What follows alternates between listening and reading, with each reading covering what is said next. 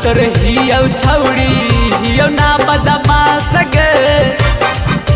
हे गे ज्यादा चिलो ना छौड़ी कर बारा दास गे ला भरत रहियो छौड़ी हियो ना बदमाश गे जाहियो के सकरे हम ताहाई को कि छोड़ा रे मरनी का चोट लगाई के तकिया के सपोर्ट छोड़ा रे मरनी का चोट लगाई के तकिया के सपोर्ट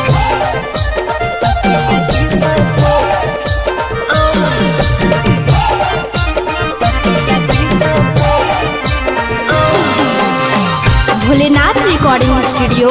करियातपुर। छोड़ा रे मरनी का चोट लगा के तकिया के सपोर्ट कोरावा में धोइनी जखनी बरलो हमारा हंसी पता ना फिर चललो कखनी इज्जत देनी नसी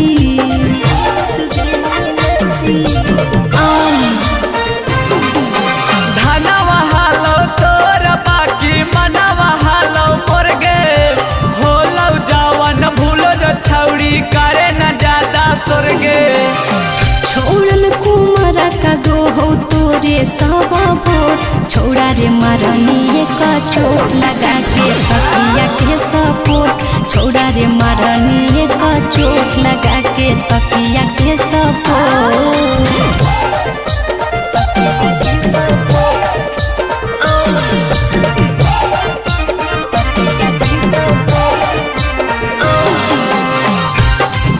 मिक्स बाय रंजीत यादव। छोड़ा रे मरनी का चोट लगा के तकिया के सपोर्ट हमर गहराई कुया के लेनी पूरा ना करे अरुण बिने सरबतिया कहे तहियो सा करे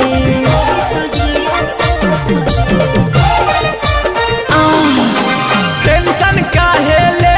हमारा रहत ये तना छौड़ी आसो लगन में अइबो तोरे घरवा पेनी के मौरी चंदन सुबोधवा झूठो ले ही हमारा पोट छोड़ा रे मरनी का चोट लगा के तकिया के सपोर्ट छोड़ा रे मरनी के चोट लगा के तकिया के support. Bholenath recording studio Kariyatpur.